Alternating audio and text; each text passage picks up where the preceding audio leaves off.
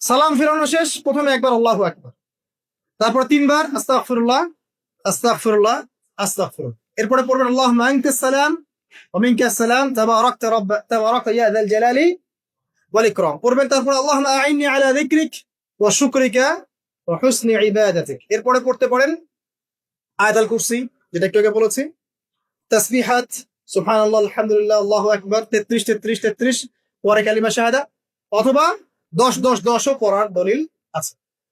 এরপরে পড়বেন সুবহানাল্লাহি ওয়া বিহামদিহি আদাদা খালকিহি ওয়া রিদা নাফসিহি ওয়া জিনাতা আরশিহি ওয়া মিদাদা কালিমাতিহি, তিনবার, এটা তিনবার।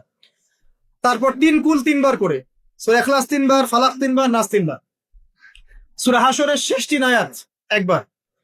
এরপরে পড়বেন সাইয়্যিদুল ইস্তিগফার, মানে সমস্ত ইস্তিগফারের শ্রেষ্ঠ ইস্তিগফার। এটা কোনটা কোনটা? আল্লাহুম্মা আনতা রাব্বি লা ইলাহা ইল্লা আনতা খালাকতানি আনা আবদুক ওয়া আনা আলা আহদিক ওয়া ওয়া'দিক ما استطعت أعوذ بك من شر ما صنعت أبوء لك بنعمتك علي وأبوء بذنبي فاغفر لي فإنه لا يغفر الذنوب إلا أنت। এটা যে পড়বে সকালে পড়ে যদি রাতের মধ্যে মারা যায় জান্নাত ইনশাআল্লাহ, আবার সন্ধ্যায় পড়ে যদি সকালের আগে মারা যায় জান্নাত ইনশাআল্লাহ। এত বড় অস্ত্র, এত বড় একটা সুযোগ। এরপরে পড়বেন আমার পছন্দের কয়েকটা, আউযু বিকালিমাতিল্লাহি তাম্মাতি মিন শাররি মা খালাক, তিনবার। এটা যদি আপনি পড়েন, আপনি দৃশ্য অদৃশ্যের ক্ষতি থেকে বেঁচে থাকবেন ইনশাআল্লাহ। দুষ্ট জিন শয়তান আপনার কোনো ক্ষতি করতে পারবে না ইনশাআল্লাহ।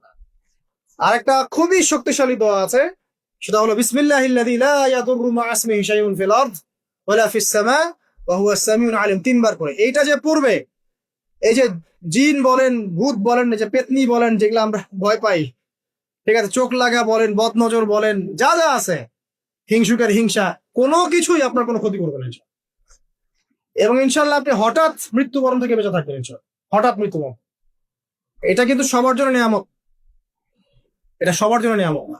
তারপরে আসেন, এরপর পড়বেন 10 বার লা ইলাহা ইল্লাল্লাহু ওয়াহদাহু লা শারীকা লাহু লাহুল মুলকু ওয়া লাহুল হামদ ওয়া হুয়া আলা কুল্লি শাইইন কাদির। এটা 10 বার পড়লেও হবে। আর যদি 100 বার পড়তে পারেন তাহলে আপনার চেয়ে বেশি নেকি কেউই অর্জন করতে পারবে। যদি 100 বার এই দোয়াটা কেউ পড়ে সারাদিনে, লা ইলাহা ইল্লাল্লাহু ওয়াহদাহু লা শারীকা লাহু লাহুল মুলক ওয়া লাহুল হামদ ওয়া হুয়া আলা কুল্লি শাইইন কাদির, ওই দিন শয়তান তার কাছে আসবে না। 100 গুনাহ আমলনামা থেকে কেটে দেওয়া হবে, 100 নেকি লিখে দেওয়া হবে এবং আল্লাহর কাছে দিন শেষে একটা তালিকা পেশ করা হয়, আজকের দিনে কে কি আমল করেছে। এই তালিকায় তার নাম দেখবেন সবার আগে আছে। ওই ব্যক্তির নামও থাকতে পারে যে 100 বারের চেয়ে বেশি পড়েছে, তখন তার নাম আগে চলে যাবে, এর নামটা পরে চলে যাবে। কথা বুঝতে পারছেন?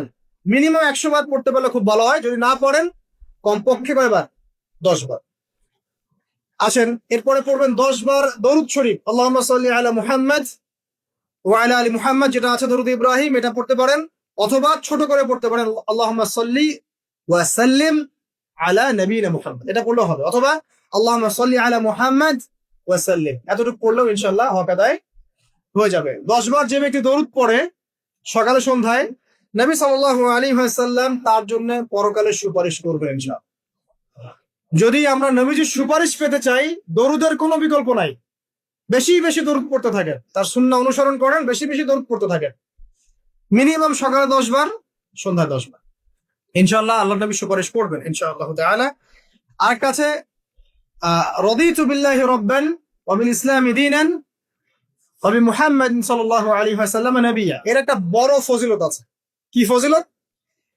যে ব্যক্তি এই দোয়াটা সকাল সন্ধ্যা 3 বার করে পড়ে, কিয়ামতের মাঠে আল্লাহ পাকের উপর হক হয়ে যাবে, ওয়াজিব হয়ে যাবে, আল্লাহ ওই ব্যক্তিকে সন্তুষ্ট করে দিবেন ইনশাআল্লাহ।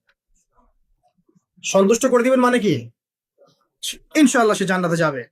আরেকটা আছে, এটা বলে শেষ করি, হাসবি আল্লাহু লা ইলাহা ইল্লাহু আলাইহি তাওয়াক্কালতু ওয়া হুয়া রাব্বুল আরশিল আযীম। এটা পড়তে হবে 7 বার। কয়বার?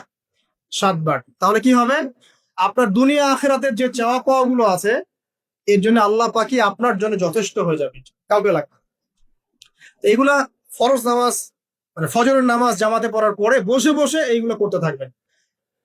যদি দোয়া আগে করা হয়, নামাজে মোনাজাত যেটা হচ্ছে আমাদের সমাজে, এটা যদি আগে করে ফেলা হয়, তাহলে দোয়ার পরে বসে থাকবেন, বসে বসে এগুলো করতে থাকবেন। যদি পারেন ইশরাকের নামাজটা পড়ে মসজিদ থেকে বের হতে পারেন। ইশরাকের নামাজ মানে ফজরের সূর্য উঠে যাওয়ার পরে 2 রাকাত নফল পড়ে যে ব্যক্তি যাবে বাসায়, মানে প্রথমে ফজরের নামাজ জামাতে পড়েছে, জিকির আজকার করেছে, ইশরাকের সময় হয়েছে, নামাজ পড়ে বের হলো, এই ব্যক্তির আমল নামায় একটা কবুল হজের নেকি দেওয়া হবে, একটা কবুল ওমরার নেকি দেওয়া হবে। এগুলো খুবই সহজে আমল করা যায়।